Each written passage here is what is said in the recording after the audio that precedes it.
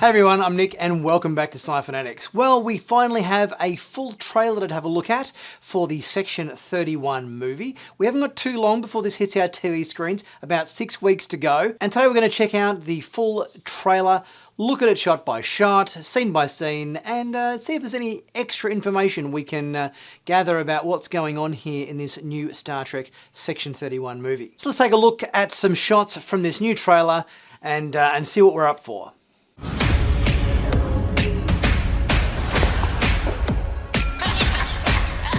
Here's a customer hoping for a word with you. Bring him. So we get our first external look at Giorgio's space station nightclub.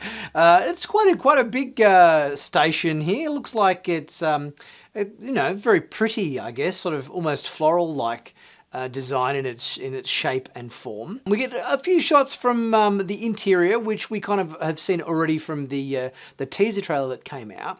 But we do get a better shot at the Cheronian, the Cheron, the guys with the black and white faces from Let That Be Your Last Battlefield in TOS. We get a line of dialogue from one of those aliens. Good to see this TOS race back again, because anything you can do to ground this movie in Star Trek that has come before is a benefit, because it doesn't look a lot like Star Trek. But I'm not quite sure how this race is back again, because I thought they pretty much said at the end of that episode that this planet had essentially blown itself into extinction because of the warring factions, and that the two characters that we saw in that TOS episode, which obviously is a pretty classic episode, were essentially the last members of their race or something to that effect. So I'm not quite sure how this guy exists when this race is kind of meant to be extinct. What are you doing in my space station? I'm giving you a chance to get back in on the action on a galactic scale.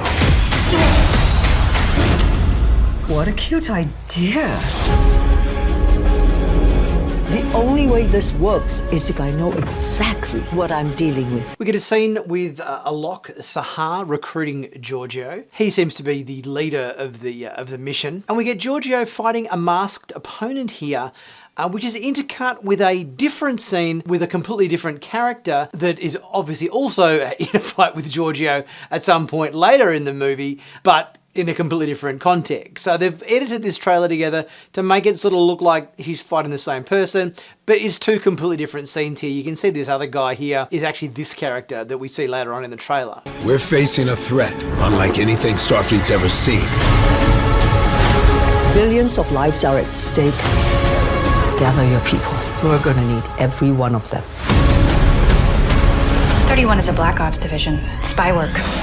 We get a few flashback scenes of a young Giorgio when she became Emperor of the Terran Empire. And we get a close-up look at whatever the MacGuffin is in our Section 31 story, which is this very sort of sparkly gold box here. Some sort of device of immense power, perhaps. And I wonder if this spinning box that opens up to show a Section 31 Starfleet logo is some kind of technology that allows them to travel to various different points in time. And some more shots of young Giorgio. I wonder how much of this TV movie is going to actually take place present day, and how much of it is going to be kind of like flashbacks to the past and things like that. We get a good look at the exterior of a ship, which we kind of see here for the first time in a bit better detail. And it's not a traditional kind of Starfleet type ship. In fact, the ship kind of looks a bit more like La Sirena from Star Trek Picard seasons 1 and 2. It's just a place for people to bend the rules. Starfleet is here to make sure no one commits murder. Whatever you believed your mission was, is worse than you thought. We get a sense that Rachel Garrett is the Starfleet rep on the mission here. She's here to make sure that everything is above board. There isn't any too much mayhem and murdering going on, and that she's, I guess, going to be the conscience of the team, it would seem. We get a shot of this huge ship, which appears to be landed on some planet in a kind of a vertical sense here, and a device here on the planet's surface which is shooting some energy beam into the sky. The whole energy beam thing shooting into the sky routine, that's a science fiction trope that's been done so many times before in many different science fiction movies, different genres. I mean, even season 1 of Star Trek Picard, they had the whole portal thing opening up to the synthetic life forms domain or whatever it was, where they were shooting a beam into a sky from a device. It's a bit of a has-been sci-fi trope that's probably a bit overused in different films and so forth, but it looks like they're wheeling it out again for this show. How do we stop it? We work together and don't get dead. I'll try my hardest. You ready? Let's get messy.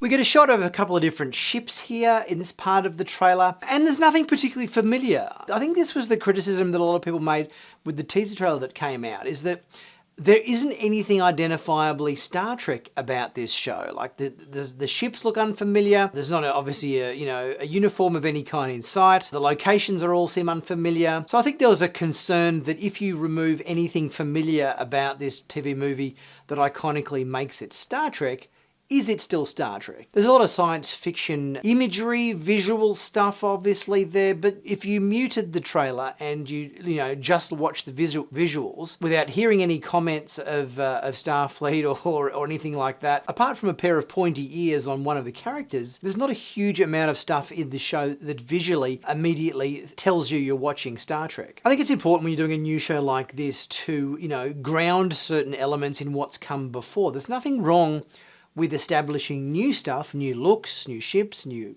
aliens or whatever, but I think you kind of got to drop something into it that also stands next to the new thing so that you've got something that grounds it in what's come before and something that establishes something new and fresh. That way it grounds it and ties it all together as Star Trek. Otherwise, there is a certain disconnect, and that's probably the main thing that concerns me. We get a look at our Carmeloid Quasi doing a bit of a shape-shifting routine here. It's a bit of a different effect from, obviously they just did the typical morphing effect or whatever in Star Trek 6 Undiscovered Country. It looks a little bit more elaborate in this show, which, is cool. Also seems to be some holographic stuff going on here. We see Georgiou with some sort of holographic version of herself or something to that effect here. And it appears we get a bit of a cool sort of car chase of some description, which sort of looks a little bit like the car chase through the skies of Coruscant in Star Wars Attack of the Clones. You don't answer her questions directly, she will punch you in your face. What? You said that she was going to be doing the face punching! I lied. You have no idea what you've started. This is gonna be bad. We get some interrogation going on with this guy wearing a suit, but he kind of looks like he's got quite a bit of Borg-like augmentations or bits and pieces hanging out of his face. I know he's not Borg, but probably more like little implants and augmentations and everything. Maybe like what Detmer had in Star Trek Discovery, but just in a much more larger context. And this is the guy we saw being thrown across the room in the earlier shot there in the trailer. Again, what I said before, obviously, all of our aliens in this show, as well as things like ships and locations or whatever, do seem to be quite devoid of your typical Star Trek races and everything. So it kind of also begs the question, if you're going to remove everything from this movie that kind of like iconically identifies it as being Star Trek, well, why even bother making it a Star Trek movie? You might as well just make a generic science fiction film. But we shall see. We get obviously a few clips from action sequences here, things blowing up, people jumping through windows and all sorts of stuff here. So it all certainly looks like it's got some exciting sequences and moments in it. 5, 4, 3, 2, 1. We survive together.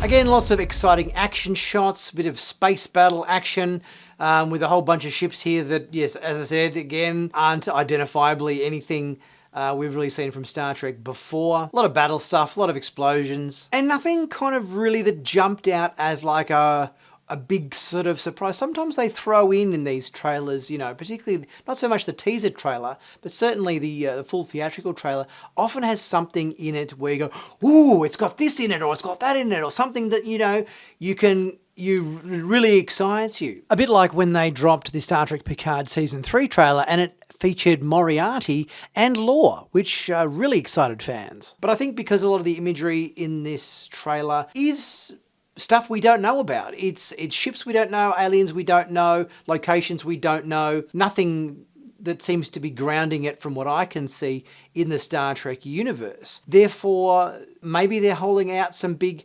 reveals and big surprises or whatever for the actual film. They don't want to give too much away. But at the same time, you obviously got to try to create excitement and interest as well. So, you know, it's a bit of a fine line you have to walk between giving away too many spoilers to the audience, but having them also being pretty, you know, interested in what the film has to offer. And I think where I'm coming from it at the moment is it looks interesting, it looks exciting, it doesn't look particularly Star Trek, but we'll just wait and see and see what it has to offer.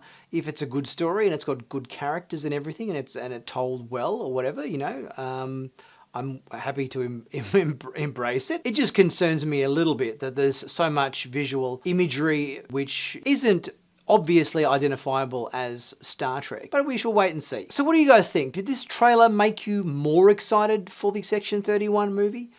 About the same, less excited? What are your expectations for this new Section 31 Star Trek telemovie coming in 6 weeks' time? Let me know your thoughts in the comments section and we'll get chatting about that. Guys, if you haven't subscribed to Sci-Finatics yet, please be sure to do so. Click on that big subscribe button to stay current and up to date for all the latest Star Trek news on YouTube. And be sure to check out my merch in the merch store. Plenty of cool t-shirts and hoodies and mugs and caps and stickers and everything. Always very well discounted prices and everything. And your purchases there really help support the channel, so much appreciate that. I'll be back pretty soon with my next video and I'll catch you guys then.